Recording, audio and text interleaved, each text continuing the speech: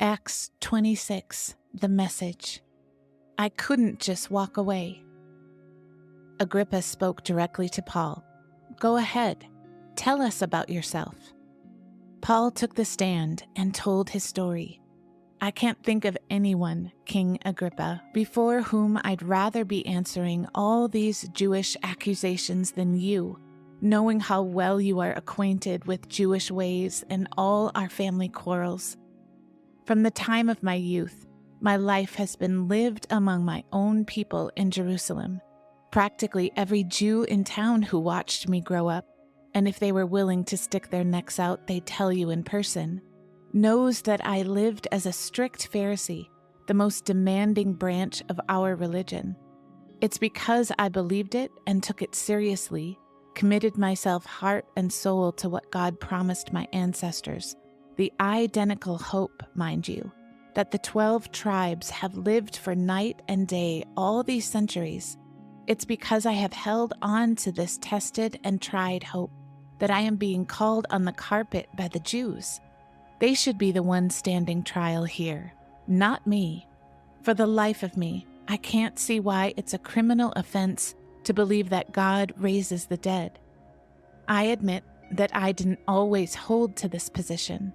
For a time, I thought it was my duty to oppose this Jesus of Nazareth with all my might. Backed with the full authority of the high priests, I threw these believers, I had no idea they were God's people, into the Jerusalem jail right and left, and whenever it came to a vote, I voted for their execution. I stormed through their meeting places, bullying them into cursing Jesus, a one-man terror obsessed with obliterating these people, and then I started on the towns outside Jerusalem.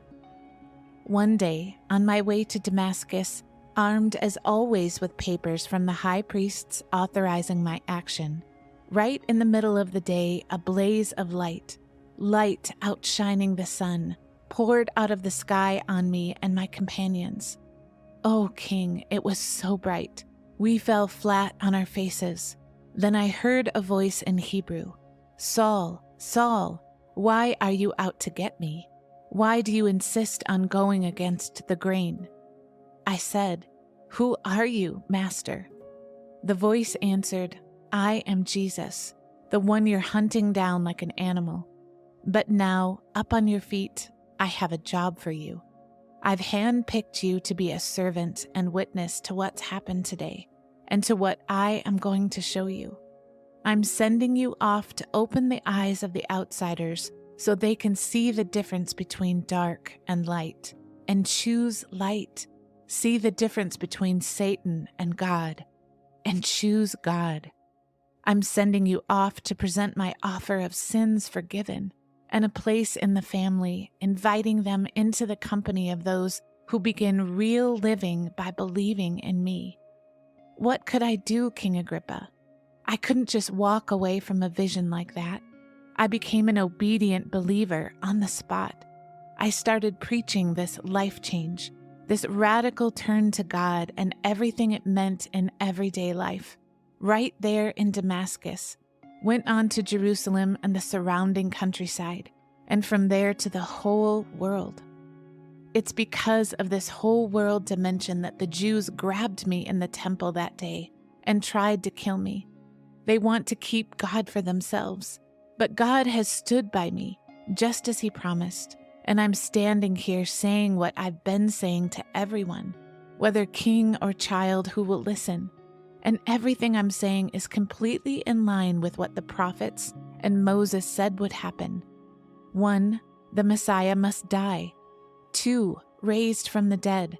He would be the first rays of God's daylight shining on people far and near, people both godless and God-fearing. That was too much for Festus. He interrupted with a shout. Paul, you're crazy.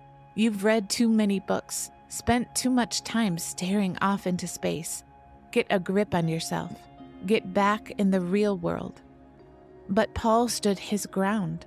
With all respect, Festus, your honor, I'm not crazy. I'm both accurate and sane in what I'm saying. The king knows what I'm talking about. I'm sure that nothing of what I've said sounds crazy to him. He's known all about it for a long time. You must realize that this wasn't done behind the scenes. You believe the prophets, don't you, King Agrippa? Don't answer that. I know you believe." But Agrippa did answer, "Keep this up much longer and you'll make a Christian out of me."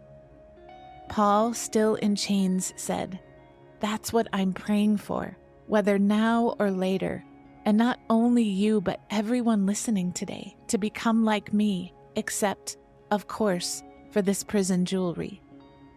The king and the governor, along with Bernice and their advisors, got up and went into the next room to talk over what they had heard. They quickly agreed on Paul's innocence, saying, "There's nothing in this man deserving prison, let alone death." Agrippa told Festus he could be set free right now if he hadn't requested the hearing before Caesar.